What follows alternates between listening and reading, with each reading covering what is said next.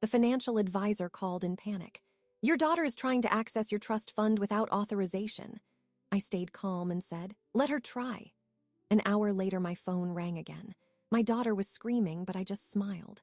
Because what she didn't know was, subscribe to the channel, leave your like and comment from which part of the world you are watching, get comfortable and relax, let's begin. My phone rang on the patio table, the vibration a dull buzz against the glass. The morning sun was warm on my shoulders, the scent of lavender and damp earth thick in the air. I watched a bumblebee hover near the rosemary, its drone the only sound for miles. I almost didn't answer. The caller ID read Martin Reeves. Martin never called during my gardening hours. He knew this. A cold thread, fine as a spider's silk, pulled tight in my chest. I wiped my hands on my trousers, leaving faint streaks of soil, and picked up the phone. "Martin, to what do I owe the interruption of a perfect morning?" His voice was not its usual measured baritone. It was thin, stretched. "Ellie, it's Chloe." The bee landed on a purple spike. I focused on it. "What about Chloe?" "She's here, at the downtown branch, right now." He dropped his voice, but the panic leaked through. "She has documents, power of attorney papers. They're forged, Ellie. She's trying to access the Sterling family trust. She's insisting it's an emergency, that you're incapacitated. She's demanding a full liquidation." The cold thread snapped. For a second, there was only the sun and the bee and the impossible words hanging in the air between us. A lifetime of careful planning, of quiet meetings and signed documents, of thinking 10 steps ahead, all of it crystallized into this single, stupid, greedy act. My daughter, in a bank, lying about me. I did not gasp. I did not cry out. 35 years as an educator, 20 of them as a principal, teaches you to absorb shock without a visible flinch. You learn to let the crisis wash over you while your mind clicks into its cold, operational mode. The hurt was a physical presence. A heavy stone dropped into my stomach, but I acknowledged it and set it aside. There would be time for that later. Now, there was only the problem. "Ellie, are you there?" Martin's voice was urgent. "I can have security stop her right now. I just need your word." I looked at my garden, at the ordered rows and the thriving plants, each one a result of patience and consistent care. I had cultivated this. I had cultivated my life, my wealth, my legacy with the same deliberate care.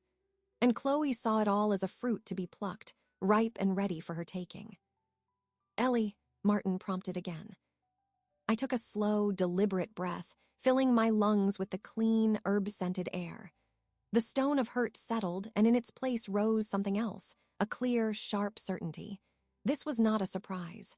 This was a contingency, one I had prepared for.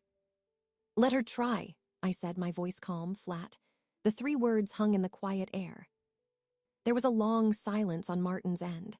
I could picture him in his sleek office, his glasses pushed up on his forehead, staring at the phone. "I'm sorry." "You heard me, Martin. Do not intervene. Let the process continue. Let her present her documents. Let her make her demands." "Ellie, she's committing fraud. In my branch, I have a responsibility." "Your responsibility is to me," I said, the steel entering my tone. It was the voice I used with overconfident school board members. "And I am telling you to stand down. Let the protocol run its course." Another pause. I heard the faint click of a pen, a nervous habit. Then his voice changed.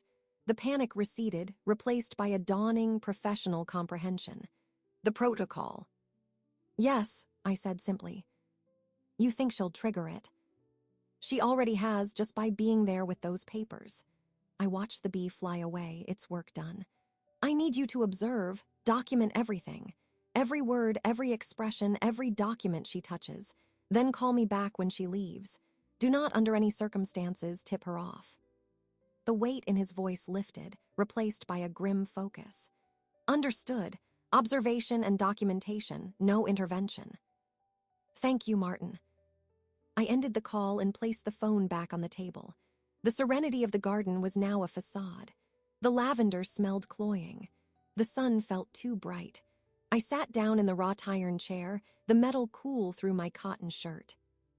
This was the moment I had secretly dreaded for years, the moment I had hoped my own cynicism was wrong. I thought of Chloe as a little girl, her small, trusting hand in mine. I thought of her bright, demanding teenage years, her sense of entitlement growing like a weed alongside her ambitions. I thought of the recent years, the lavish apartment, the floundering boutique, the constant, thinly veiled comments about my hoarded wealth, about how I didn't understand modern life, about how money was meant to be used. I had tried to teach. I had sat her down with spreadsheets, explained compound interest, discussed long-term security versus short-term gain. She listened with polite impatience, her eyes glazing over.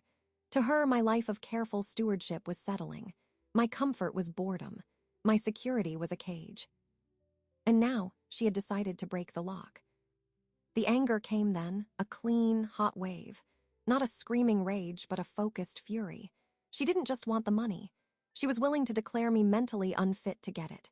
She was willing to erase my competence, my agency, to paint me as a feeble old woman in need of her intervention. That was the deepest cut.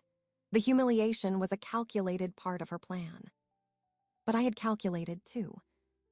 I stood up and walked into the house, leaving the garden behind. My hands were steady. I went to the kitchen, filled the kettle, and set it on the stove. The familiar ritual grounded me. As the water heated, I walked down the hall to my home office. It was a quiet, book-lined room. I went to the small, vintage filing cabinet in the corner, not the modern digital safe. The key was on my personal key ring, separate from everything else.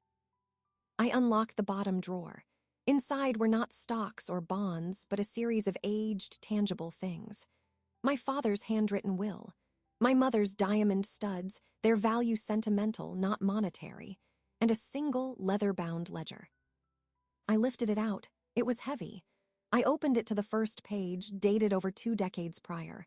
It was my handwriting, precise and clean. At the top of the page, I had written a title, The Janus Trust, Protocols and Contingencies ***. Janus, the two-faced god, looking to the past and the future. I had created it after my husband died, when the full weight of my financial legacy settled on my shoulders alone. I was a single mother with a substantial trust fund from my parents and my own prudent investments.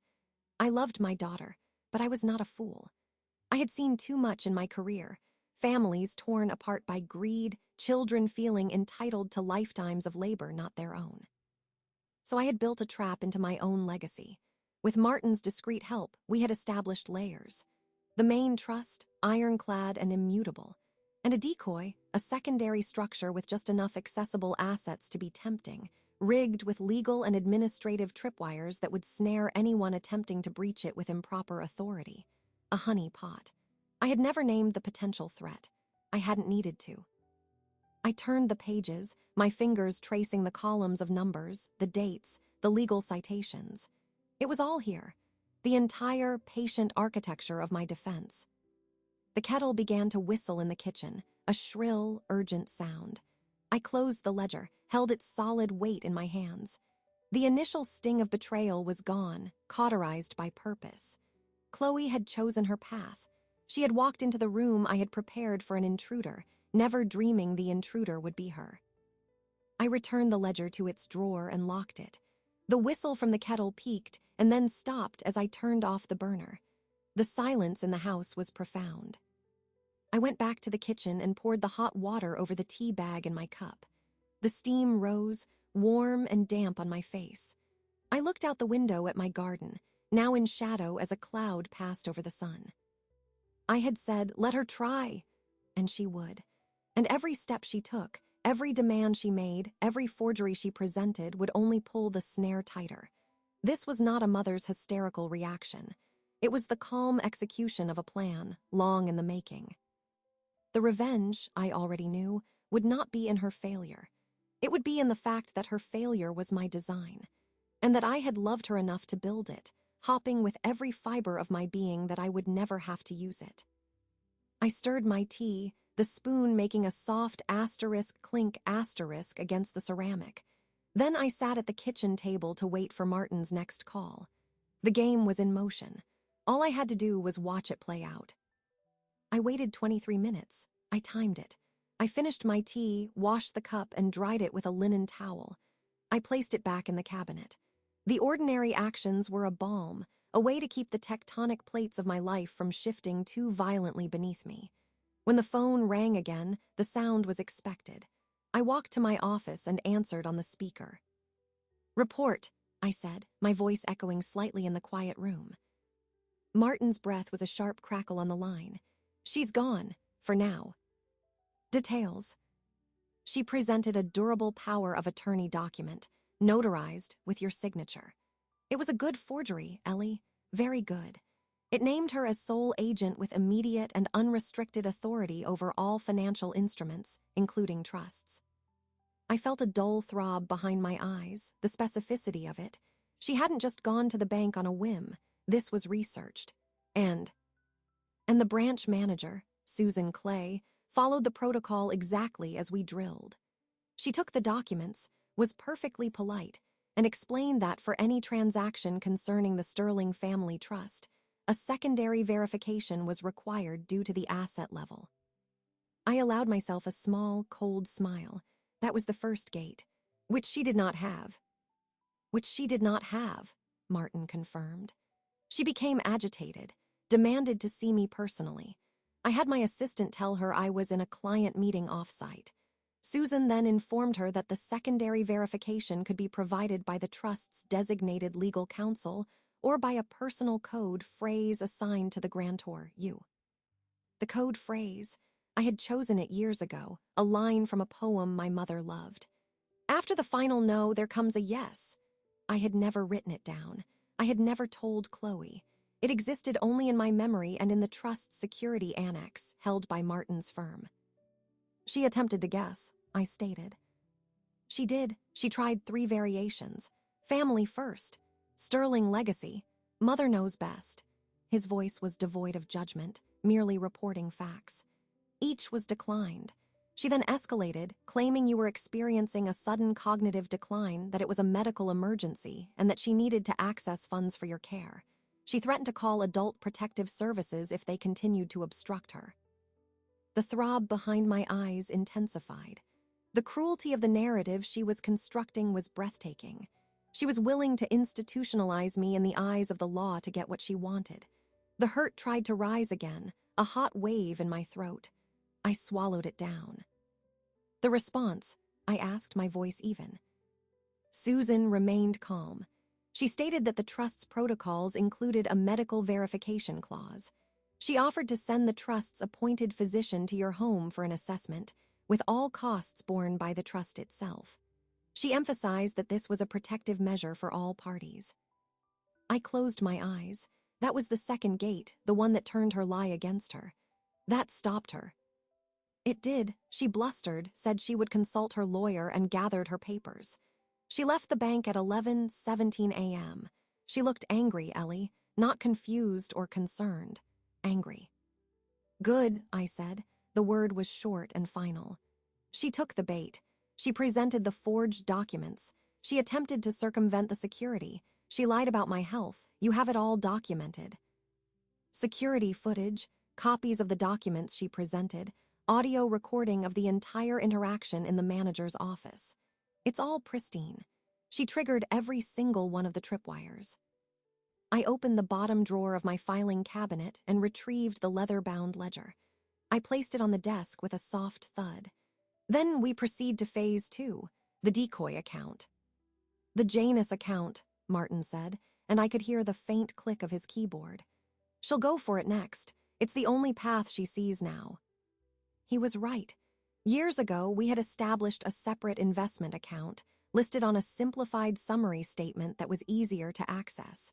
It contained a substantial sum, enough to fund Chloe's boutique for a decade, enough to make her feel she had won. It was the honey pot, but it was governed by its own, even more rigid set of rules. "The account requires dual signatures for any transfer over $50,000, I said, statting the rule we had created. "One from me, one from the trust's co-executor." "You," Martin said. "And you," I finished. "She will try to forge my signature again. She may even try to pressure you. She will not succeed, but let her try. Let her submit the transfer request. Let the system flag it as fraudulent due to the signature mismatch. Have it held for manual review." I want her to think she's almost there. I want her to commit further. There was a long silence on the line. Ellie, this is ruthless. It is justice, I corrected him, my fingers tracing the embossed leather of the ledger. It is consequence. I did not invite this fight, Martin, but I am prepared to finish it. She needs to understand that actions have weight, that my life's work is not a fruit for her to pluck. If a stranger had done this, you would not hesitate to pursue fraud charges. She's not a stranger. Today, I said, the word hanging heavily in the air, she chose to become one.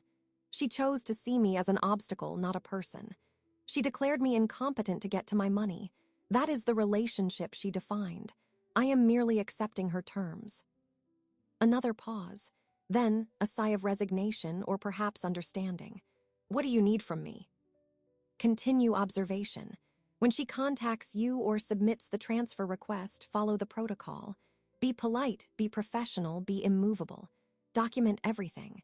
Do not mention my name or my awareness. Let her believe I am oblivious, puttering in my garden while she works. And after the fraudulent transfer attempt is logged. Then we have everything we need, I said. Then we decide the next move, but the trap will be fully sprung.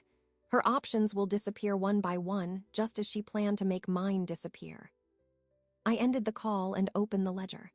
The pages were filled with my neat script, columns of numbers, dates, and legal references. It was not just a financial record, it was a chronicle of foresight. I turned to the section titled Contingency C, Unauthorized Agent Attempt. There in black ink were the steps. *1. Forged POA presented. 2 security protocols engaged, code phrase medical clause. 3 antagonists directed toward secondary decoy account. 4 fraudulent transfer attempt on decoy. 5 documentation complete. 6 legal options enumerated. I had written this 5 years ago, after Chloe's first serious demand for a loan to cover her business's startup costs. A loan she never mentioned repaying. I had seen the gleam in her eye then, not of entrepreneurial passion, but of avarice. I had hoped never to reach for this page. I took a pen from the holder. It was a simple, black ballpoint. Under step 5, I drew a small, precise checkmark. Documentation complete. The house was silent. No phone rang. No kettle whistled. The only sound was the faint scratch of my pen as I began to write again, not in the ledger but on a fresh legal pad. I started listing options. Civil suit for fraud, criminal referral, restructuring of estate plans, letter of explanation. The anger was still there, a solid, cold mass in my chest, but it was being shaped now, hammered into a tool. This was no longer just about stopping Chloe. It was about reclaiming the narrative of my own life. She thought she was writing a story where the helpless mother is rescued by the capable daughter at the small cost of her entire fortune. I was writing a different story. A story about a woman who built a fortress around her life, and a daughter who foolishly tried to storm the gates, only to find they were designed to close behind her. I wrote until my hand cramped. Then I stopped, put the pen down, and looked at the clock. It was only midday. The storm was still gathering. I had to be ready for the next phase, for when Chloe, frustrated and desperate, would make her inevitable, foolish mistake. I had given her the rope. Now I had to wait for her to finish tying the knot. The silence in my office was a held breath. I had done all I could from this distance. The mechanisms were in motion, the protocols engaged. Now it was a matter of waiting for the next predictable move. I did not have to wait long. My phone buzzed, not with a call, but with a text from Martin. Inbound to my office, ETA 5 mins. I did not reply. I simply placed the phone on the desk and watched it. At the 4-minute mark, I pressed the button to activate the speakerphone. The dial tone filled the room. I entered Martin's private line number. It rang once before he answered, his voice low and professional. Reeves Financial, Martin speaking. It's Ellie. You're on speaker. Proceed. There was a faint rustle, the sound of him adjusting his phone. She's in the lobby. She does not have an appointment, but she is insisting on seeing me. My assistant is stalling her. Let her through, I said. But keep your assistant in the room. Witness. Understood. I heard the muffled sound of his office door opening, then the click of it closing. There was a brief, tense silence before Martin spoke again, his voice now slightly distant, as if he had turned his head. "Chloe, this is a surprise." Her voice was a shock, even through the speaker. It was tight, strained, the polished charm sanded away by frustration. "Martin, we need to talk, privately." The demand was clear. "My assistant, Lena, will be joining us for note-taking. Standard procedure for unscheduled client meetings." His tone brooked no argument. I heard the soft scrape of a chair. A sharp sigh. "Fine, this won't take long." There was the sound of her sitting, the rustle of expensive handbag leather. "I'm here about the Janus account, the secondary investment portfolio linked to the Sterling Trust." My pen hovered over the legal pad. She had taken the bait. She had gone straight for the honeypot. "I'm familiar with it," Martin said, his voice neutral.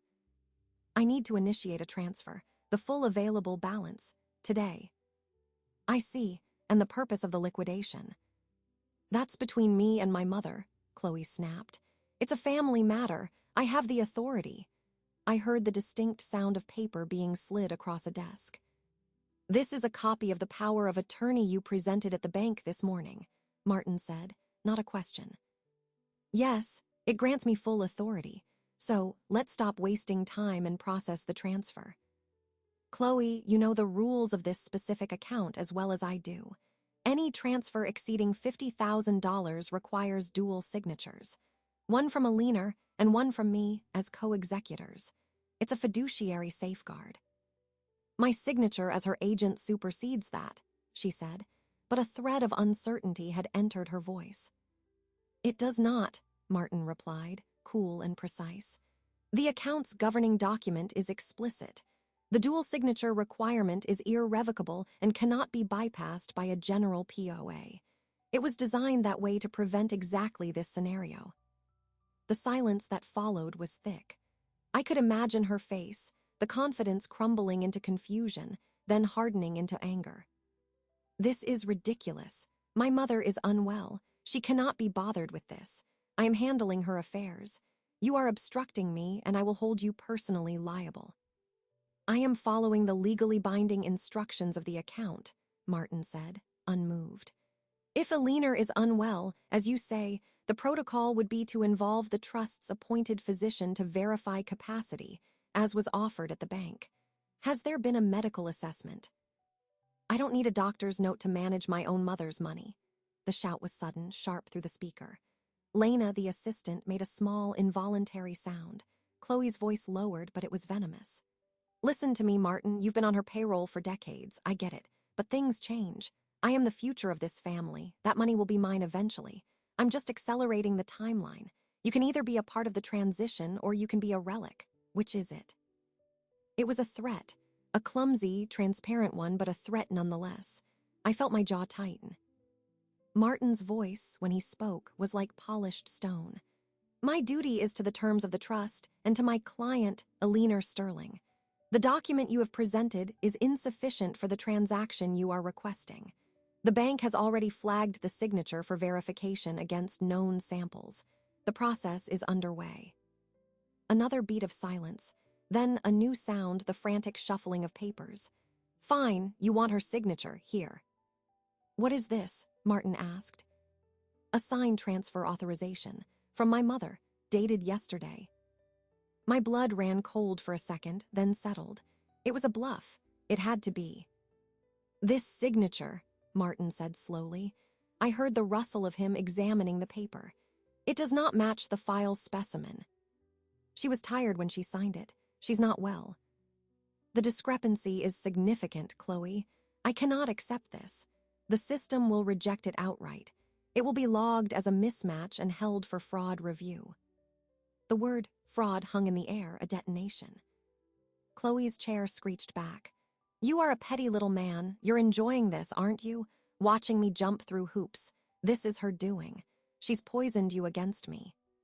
"This is the doing of the documents you have presented," Martin corrected, his voice rising slightly for the first time.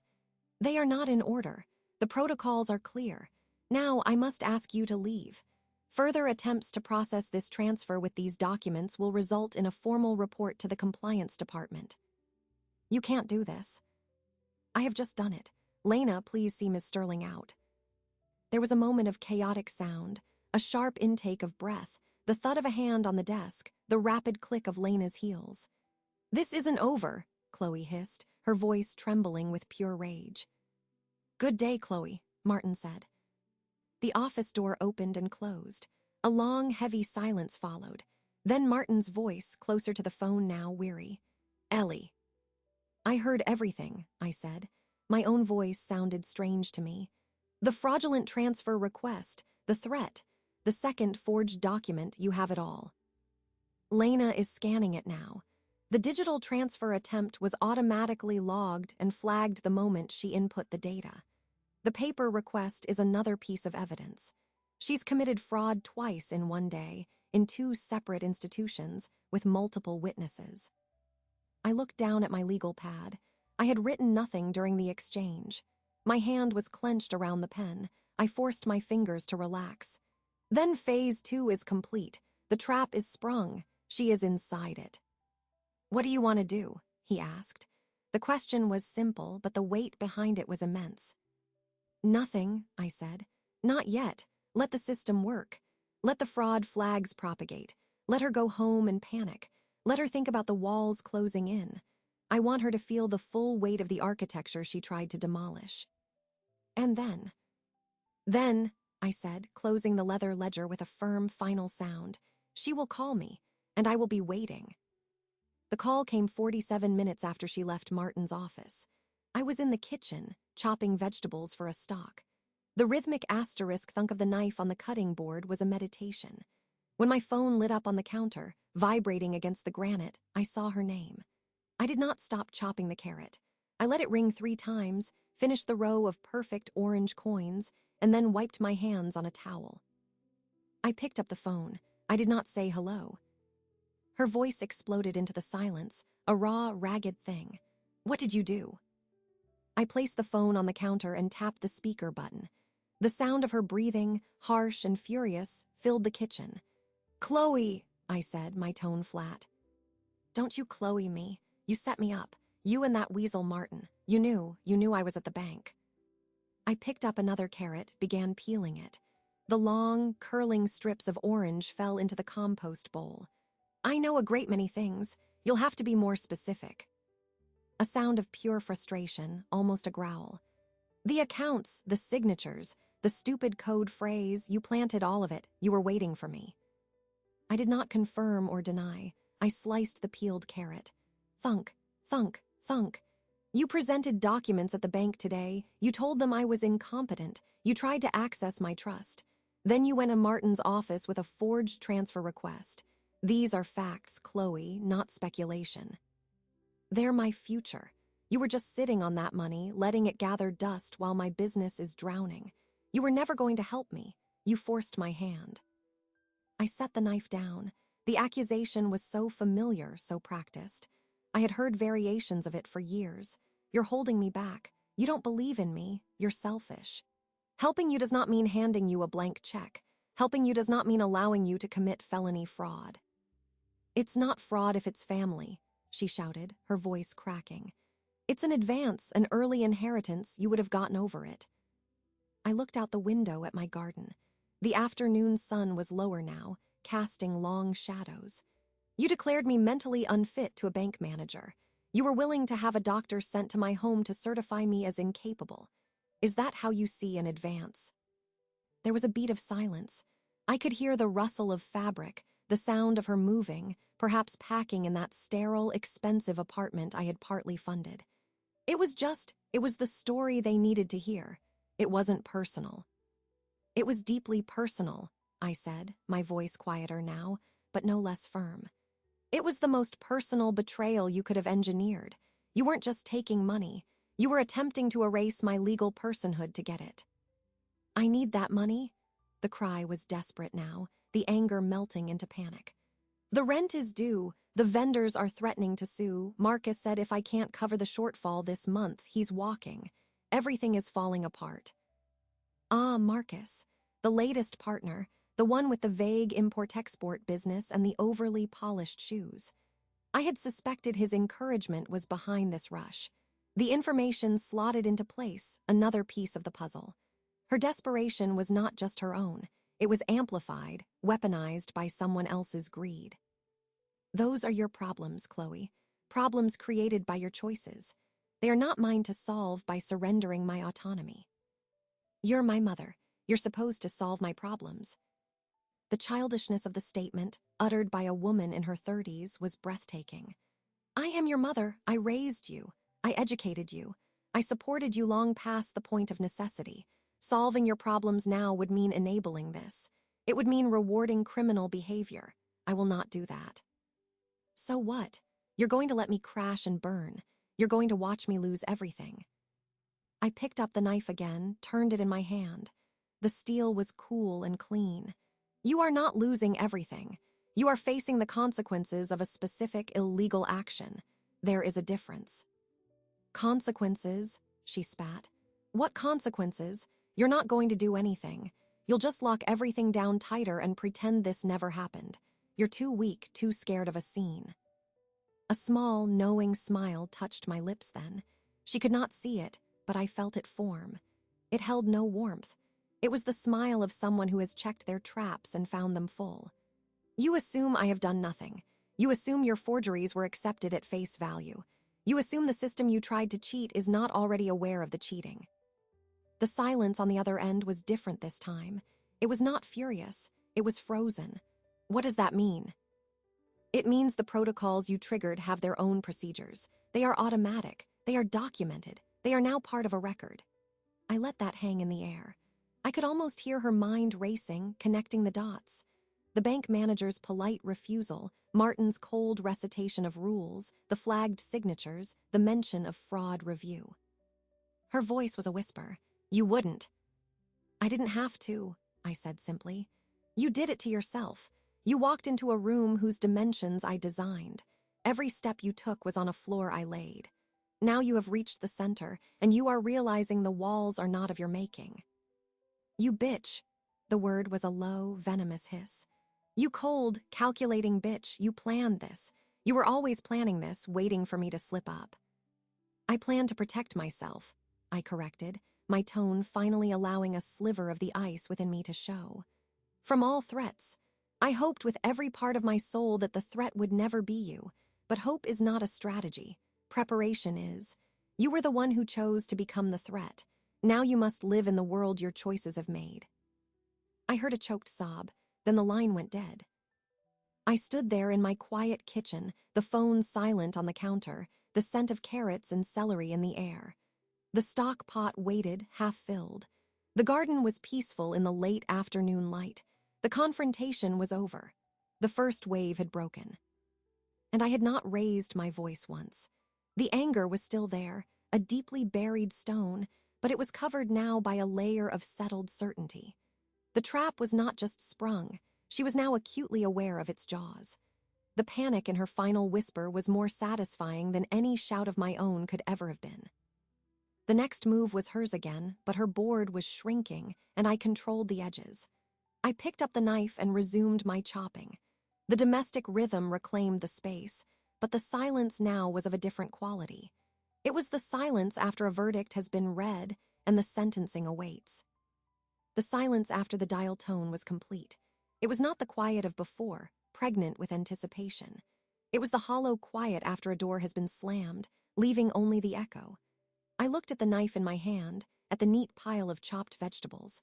I finished preparing the stock, methodically adding the ingredients to the pot, covering it with water, and setting it to a low simmer. The familiar task was a way to keep my hands busy while my mind worked. This was no longer about stopping a theft. That had been achieved the moment Martin's system flagged her documents.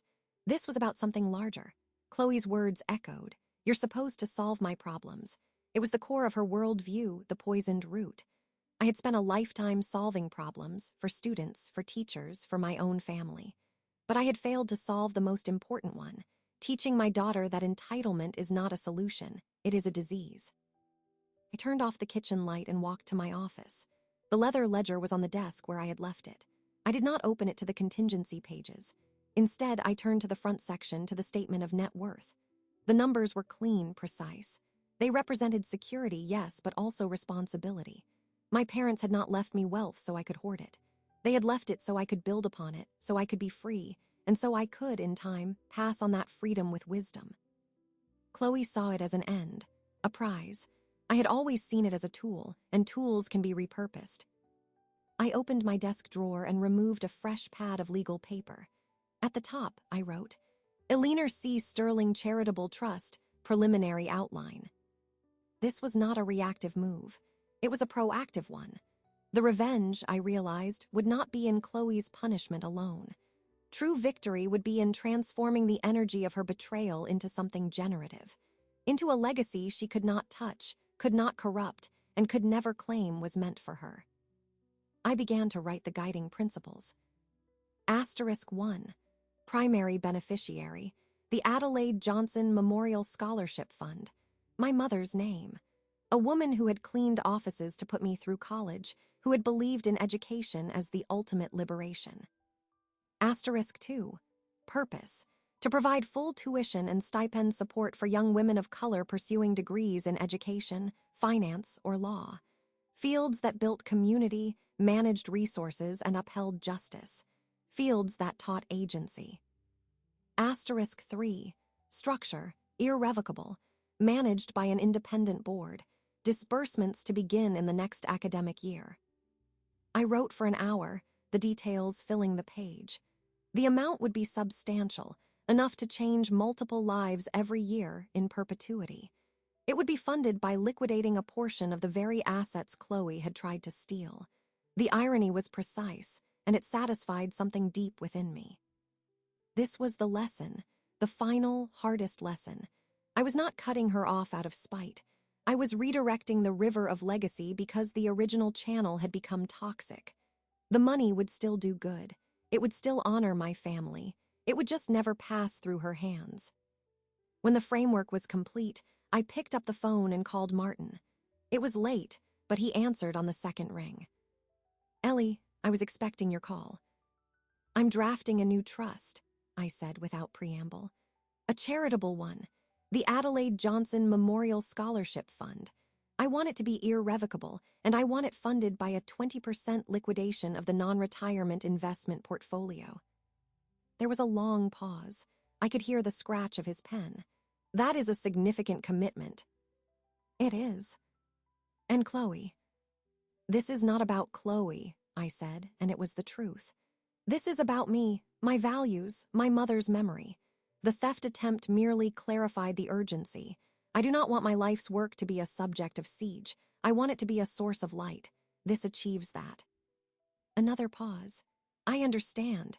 The legal work will take some time. We'll need to form a board, draft the bylaws. Begin the process tomorrow, I instructed. I will email you my notes. This is my priority. Of course, he hesitated. And the other matter, the fraud flags are now with the bank's legal department. They will contact us. Let them, I said. We will cooperate fully. We have nothing to hide. The evidence is clear. We will follow that process wherever it leads, separately from this. Separately, he repeated, understanding the distinction. One path was destruction. The other was creation. I was choosing to walk both, but my focus was on the one I was building. I hung up and looked at the photograph on my desk. It was a black-and-white picture of my mother, Adelaide, standing proudly in front of the first home she and my father bought. Her smile was not one of wealth, but of dignity earned. She had understood that money was not for display, it was for foundation. I had spent my life building on the foundation she gave me. Chloe had tried to crack the cornerstone, so I would reinforce it with something harder than stone, purpose. The simmering pot in the kitchen filled the house with a warm, savory scent. The night had fallen completely outside my window. The anger I had carried since morning was still present, but it had been compacted, transformed into fuel. It was no longer a fire raging out of control. It was a forge, heating the metal of my will so I could shape it into something new. I leaned back in my chair. The hurt was still there, a dull, permanent ache. I knew it might never leave. But alongside it now was a solid sense of direction. I had reclaimed the narrative. The story of my wealth would no longer be a tense drama about a mother and a greedy daughter. It would be a story about a grandmother's sacrifice, a mother's stewardship, and a scholarship that would lift up strangers who understood the value of what they were being given. Chloe had forced my hand, as she said, but she was wrong about which hand I would play. She expected me to fold or to fight her on her own petty terms. Instead, I was changing the game entirely. The board was no longer between her and me. It was between the past and the future, and for the first time that day, I felt a sense of peace. The path ahead was clear. The morning after I drafted the charitable trust documents, my house felt different. The quiet was no longer waiting. It was settled. The stock I had made was now stored in containers, the kitchen spotless. My mind was focused on the new foundation I was laying. Martin called at 9 o'clock sharp. "Ellie, the bank's legal department has been in contact. They've completed their preliminary review." I sat at my desk, the morning light bright on the polished wood. "And they are proceeding with a formal fraud complaint. They have no choice.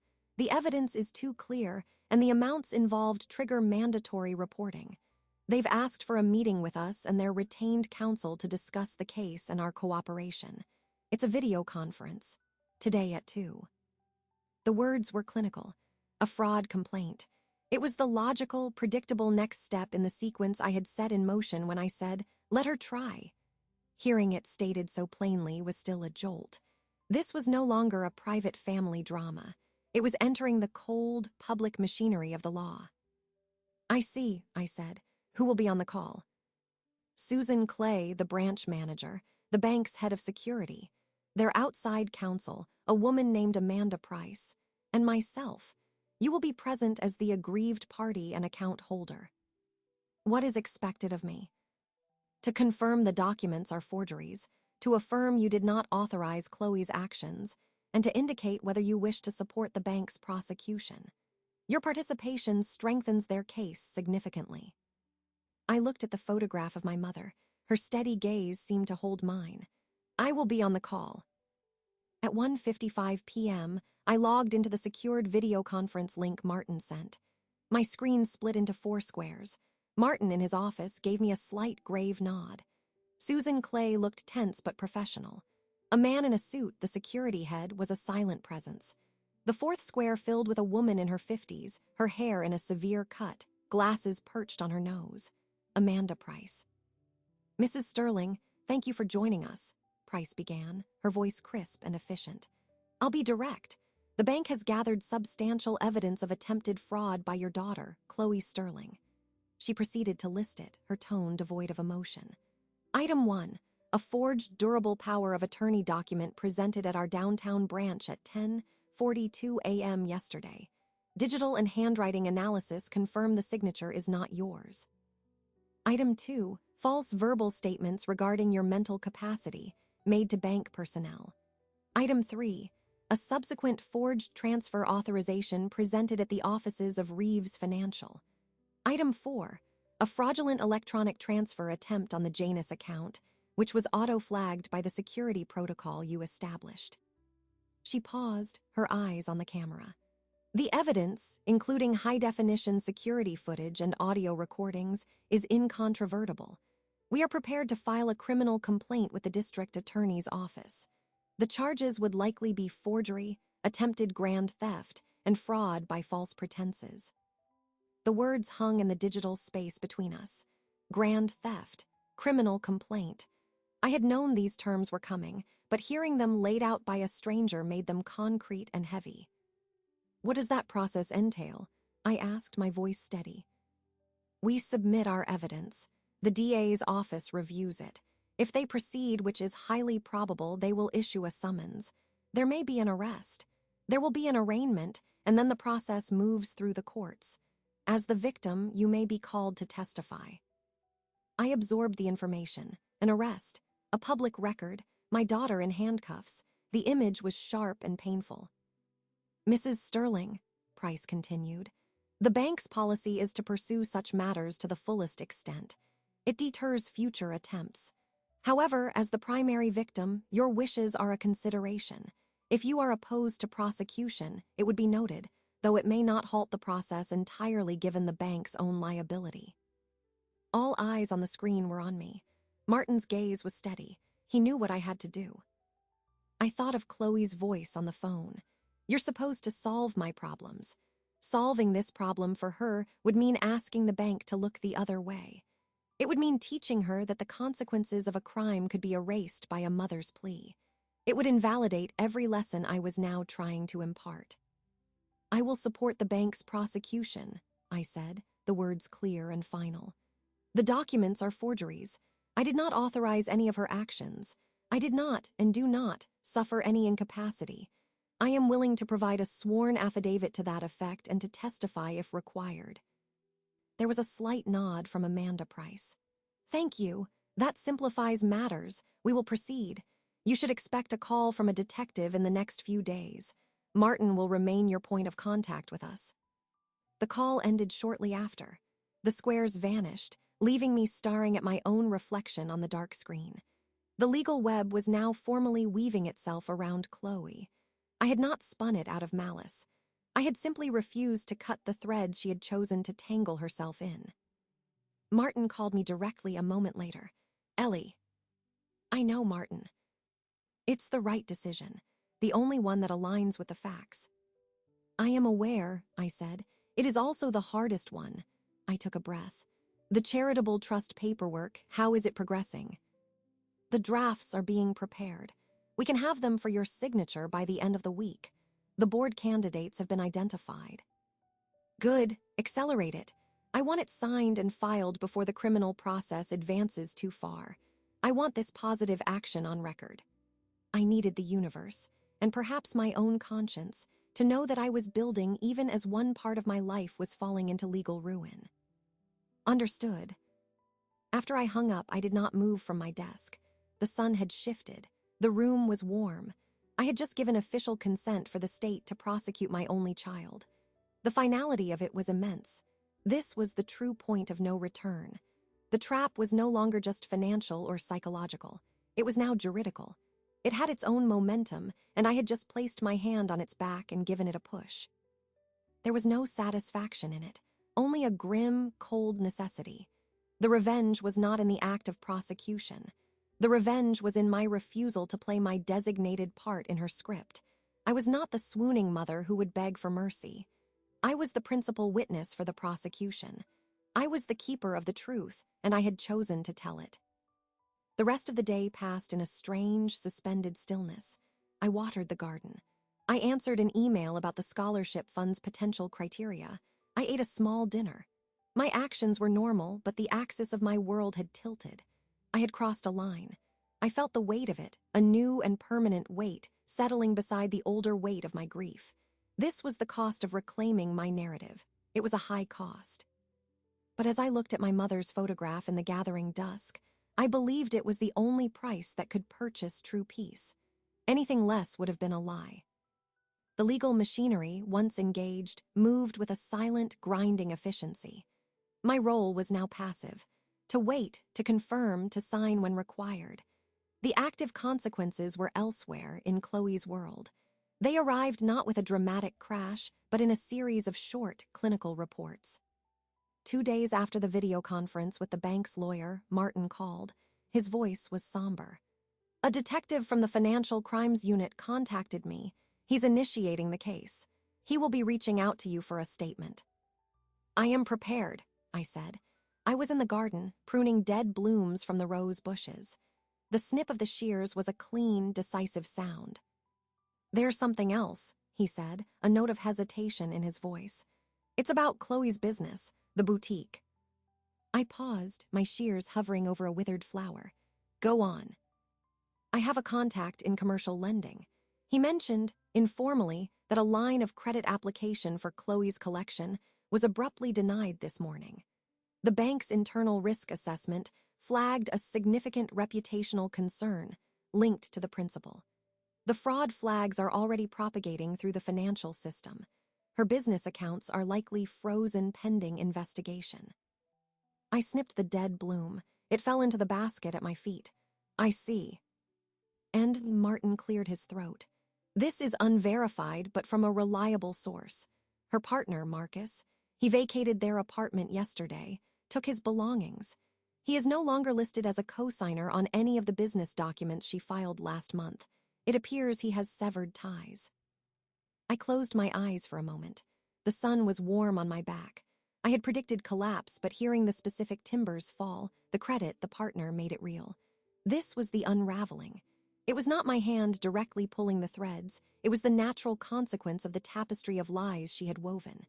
When the bank labeled her a fraud risk, the credit vanished. When the legal storm clouds gathered, the fair-weather partner fled. Thank you for the information, Martin. Ellie, are you all right? I am informed, I said, which was not an answer to his question. I was not sure what all right meant anymore. Later that same afternoon, my doorbell rang. I was not expecting anyone. I looked through the side window and saw a young delivery man holding a flat, rectangular box. I opened the door. Alina Sterling. Yes. Sign here, please. I signed. He handed me the box. It was light. I took it inside and placed it on the kitchen table. The return address was Chloe's apartment. There was no note. I opened it. Inside, nestled in tissue paper, was a silk scarf. It was a vibrant, printed design, one I had admired in her boutique months ago. I had mentioned offhand that it was beautiful. She had shrugged and said, "It's not really your style." I had agreed and forgotten about it. Now she had sent it to me. It was not an apology. It was a symbol, a desperate, wordless plea. A reminder of the business now failing, of the daughter who was still, somewhere beneath the avarice, my child. It was a weapon of sentiment deployed from a position of sudden, stark weakness. I did not pick it up. I left it in its box on the table. I understood the message. She was showing me what was being lost. She was trying to make me feel the cost. I did feel the cost. It was a vast, hollow space inside me. But the cost was not the boutique or the scarf or the departed Marcus. The cost was the trust that was broken, the relationship that was now a legal battleground. She was sending me tokens of the wrong shipwreck. The phone rang again in the evening. This time, it was a number I did not recognize.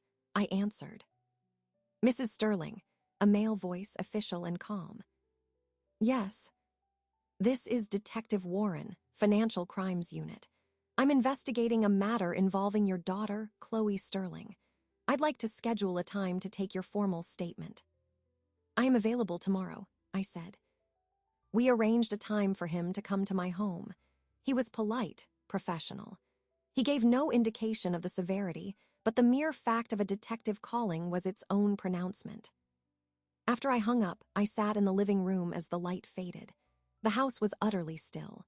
I thought of Chloe in her apartment. The silence there must be different, a panic-stricken silence filled with the echoes of slammed doors and frozen accounts. Her plan had not just failed, it had reversed polarity. The energy she had spent trying to take from me was now rebounding, consuming the very things she wanted to protect.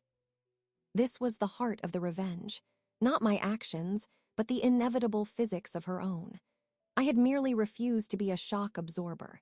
I had stepped aside and let the impact travel back to its source. The unraveling was happening exactly as I knew it would.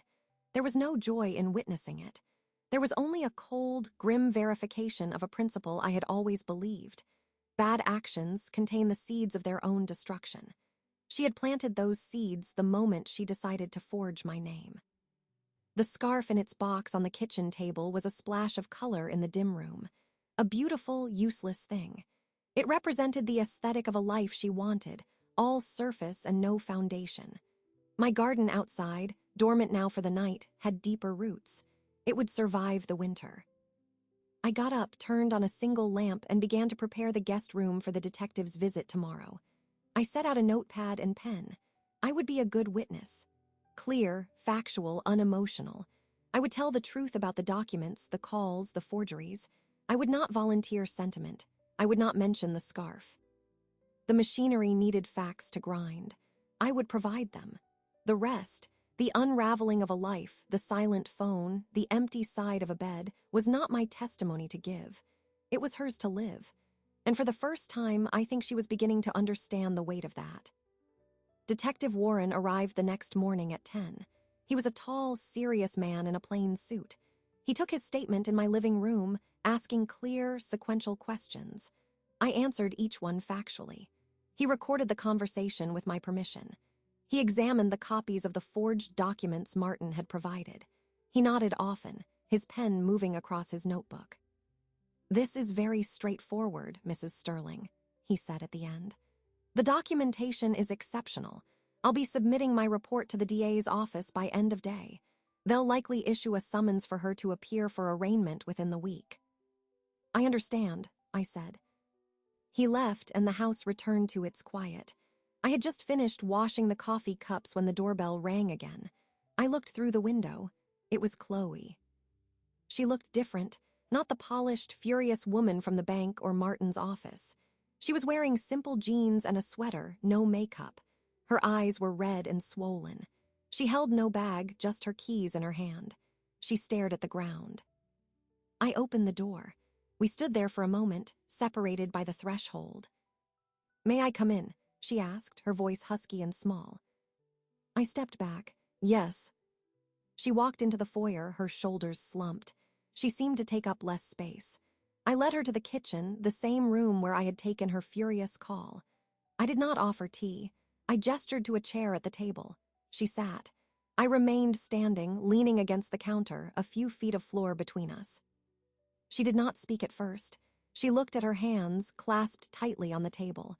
When she finally looked up, her face was a mask of raw misery. "They're going to charge me," she whispered. "Yes." Marcus left. He took the cash from the safe. The landlord served a 3-day pay-or-quit notice. The business line is frozen. I have nothing. I said nothing. I waited. A tear traced a path down her cheek. She did not wipe it away. I didn't think it would be like this. I thought you'd just give in." "That was your fundamental error," I said, my tone not unkind, but devoid of comfort. "You confused love with capitulation. You mistook a mother's patience for weakness." "I'm sorry." The words were a broken breath. "I am so sorry, Mom." I heard the word mom. She had not used it in years. It was always mother, formal and slightly accusing, or just you.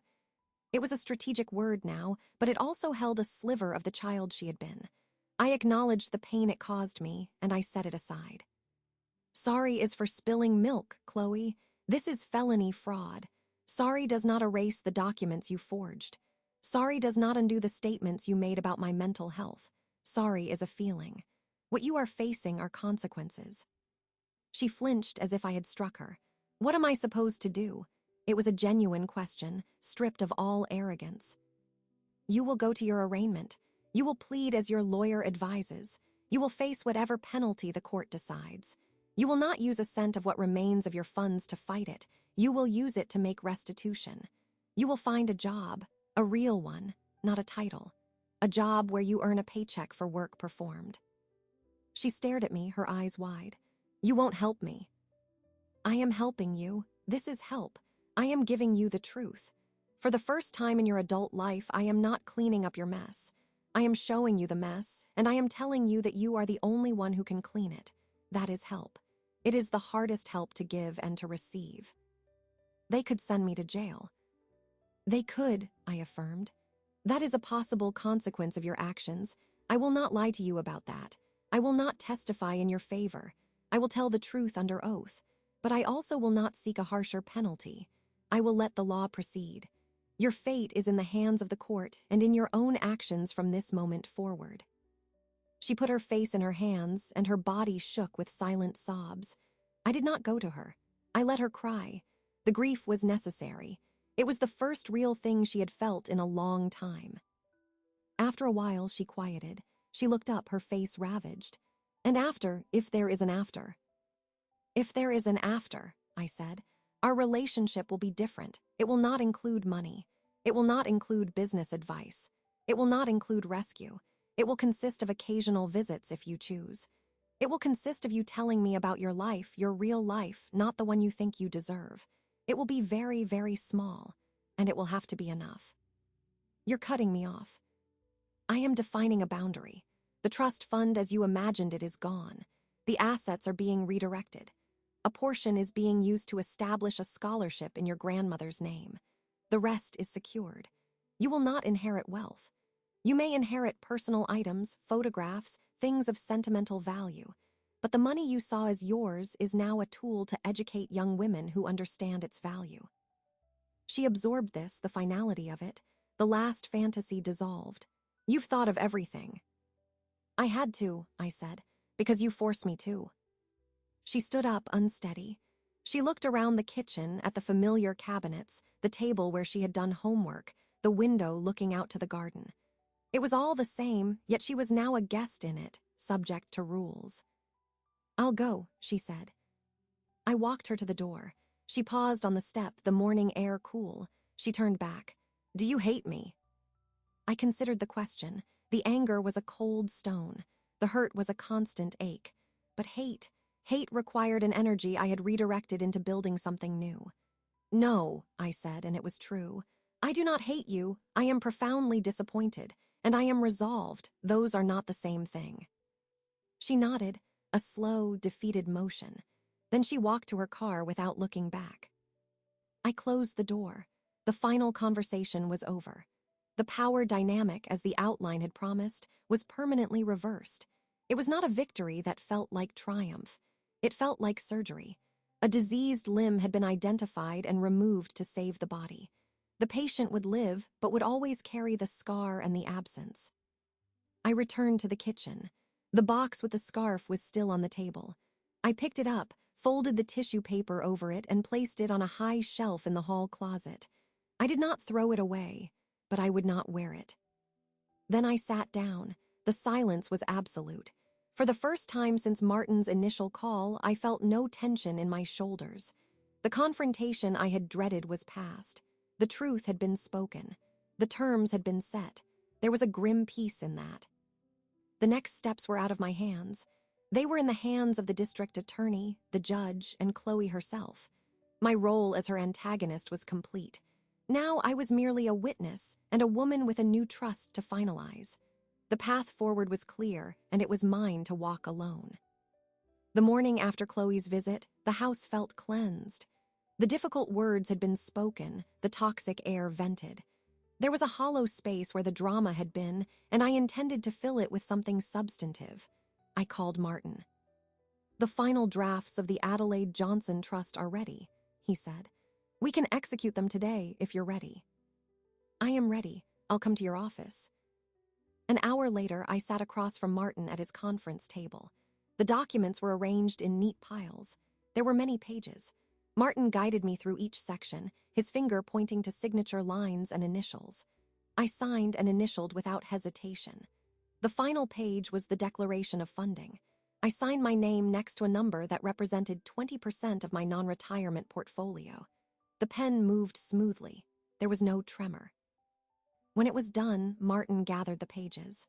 I'll file these with the court today. The trust is now irrevocable. The board's first meeting is scheduled for next week. They're eager to meet you. I look forward to it, I said, and I found that I meant it. 2 days later, I entered the community center where the scholarship committee convened. It was a bright, simple room with folding tables and a coffee urn. The board consisted of 3 people: David, a retired history professor, Lynn, a local judge, and Carmen, the director of a girls' outreach program. They stood as I entered. Mrs. Sterling, David said, shaking my hand. Thank you for your extraordinary generosity, and thank you for coming to see us. We sat. Lynn opened a folder. We've reviewed your criteria, focusing on education, finance, and law for young women of color. It's specific and powerful. We've already begun vetting applications from the high schools. The need is profound. Carmen leaned forward, her eyes warm. I've seen firsthand what a barrier finances can be. A full ride isn't just tuition. It's freedom. It's the ability to focus, to breathe, to choose an internship for experience instead of a job for rent. You're changing trajectories. I listened as they discussed logistics, selection timelines, and mentorship components. The conversation was practical, energized, and hopeful. No one spoke of betrayal or forgery or failing businesses. They spoke of potential and opportunity. The money was no longer a subject of conflict. It was a tool being sharpened for a clear purpose. "Would you like to review the first round of candidate profiles?" David asked. "I would," I said. He passed me a stack of folders, each with a photo and an application. I opened the first one, a young woman named Renee. Her essay was about her grandmother, a cafeteria worker, and her dream of becoming a financial literacy teacher in underserved schools. The next was about a girl named Anya who wanted to be a public defender. Her words were fierce and clear. As I read, something inside me, a knot I had carried for years, began to loosen. This was the antidote. This was the positive counterweight to the destruction Chloe had courted. I was not just taking something away. I was giving something with intention and clarity to those who would recognize it as the gift it was. "They're remarkable," I said, looking up at the committee. "They are," Lynn agreed. "And because of you, one of them will have a chance next year that she wouldn't have had." The meeting lasted an hour. We agreed on next steps. As I was leaving, Carmen touched my arm lightly. "I know this is a significant personal decision. Thank you for trusting us with it." "It is my honor," I replied, and the words were not a platitude. I drove home under a clear sky. The world outside my car window looked the same, but I felt different. The act of signing the papers had been a legal transaction. Sitting in that room, hearing the names and dreams of strangers had made it real. The legacy was no longer an abstract concept in a ledger. It had a face, a name, an essay. When I arrived home, there was a formal letter in the mailbox from the district attorney's office. It was a notification that a summons had been issued for Chloe Sterling for arraignment on the specified charges. It listed the case number. It was a cold, official piece of paper. I read it once, then filed it in the drawer of my desk with the other legal correspondence. The two realities coexisted now. In one folder, dreams were being enabled. In another drawer, consequences were being formalized. I was the link between them, but I was no longer torn. I had chosen which reality to feed my energy. That evening, I did not cook. I made a simple salad and ate at the kitchen table. The silence was companionable now, not accusing. I thought about the committee members, their earnest focus. I thought of my mother, Adelaide, who would have loved that room, loved those women. She would have poured the coffee and remembered every girl's name. This was my rebirth, as the outline had stated. Not as someone new, but as the person I had always intended to be. A steward, a builder, a woman who used her resources to create pathways, not prisons.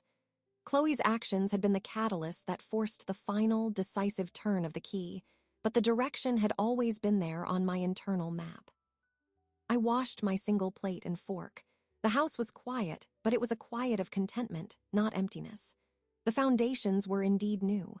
They were built on the bedrock of hard truth and purposeful action. The revenge was complete, but it had transformed into something else entirely, a quiet, unshakable integrity. The story of the Sterling wealth had found its proper ending and a much better beginning. I was in the garden again. It was a crisp morning, the kind that held the last chill of night but promised a warm afternoon. I was pruning the rose bushes, the same task I had been doing when Martin's first call came. The roses were different now. They had grown, shed some blooms, prepared for new growth.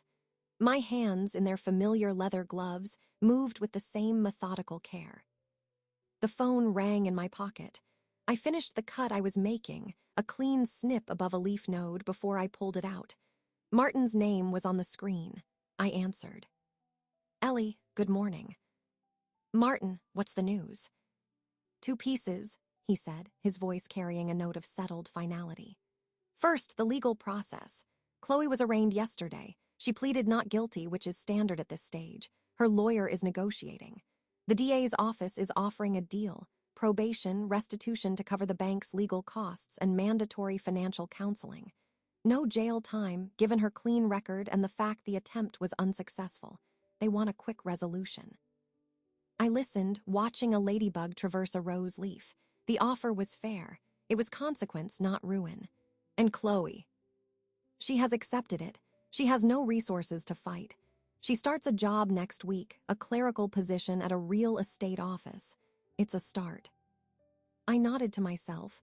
It was the path I had outlined in my kitchen, now being walked. And the second piece. His tone lightened just slightly. The Adelaide Johnson Memorial Scholarship. The board met last night. They have selected the first recipient, a young woman named Renee Thompson. She will be attending State University in the fall, majoring in education, full tuition and stipend. The notification letter goes out today. A breath I hadn't known I was holding released quietly. Renee, the girl with the essay about her grandmother. The money had found its purpose. It was no longer an abstract number in a decoy account. It was a specific key for a specific door. Thank you, Martin, for everything. It was my professional duty and my personal privilege, he said. You should be proud, Ellie. You navigated this with remarkable integrity. I did what was necessary, I said. Nothing more. We ended the call. I placed the phone on the patio table and returned to the roses. The sun was higher now, warming my back. The garden was alive with the hum of bees and the scent of damp earth and blossoms. This was the peace I had fought for, not the passive peace of ignorance, but the earned peace of resolution. The revenge, as I had come to understand it in the quiet weeks since signing the trust, was never about hurting Chloe. It was about refusing to let her actions define my legacy or corrupt my values. It was about demonstrating that the quiet strength of a mother could also be the unyielding strength of a person wronged. I had won, but the victory was not over my daughter. It was over the chaos she had tried to introduce into my life. I had contained it, channeled its destructive energy into a constructive force, and let the legal system handle the rest. I had protected myself, and in doing so, I had perhaps offered Chloe her only real chance to rebuild, from the ground up with her own hands. I finished pruning the last bush.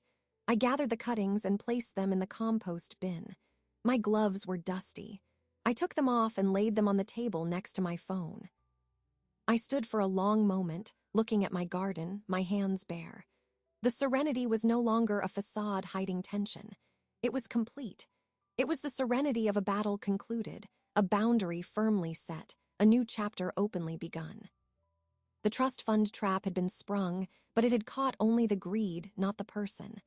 The person was facing her consequences elsewhere. And here in the sun I was free. My wealth was secure, its purpose redirected toward gratitude and hope. My home was my own. My conscience was clear. I smiled then, a small, private smile. It held no gloating, no bitterness. It was simply the expression of a woman at rest in her garden after a storm had passed. The air was clean. The roots were deep. The future, for me and for a young woman named Renee, was full of light. I went inside to make a cup of tea. The house welcomed me with its familiar silence. Everything was in its place. Everything was as it should be.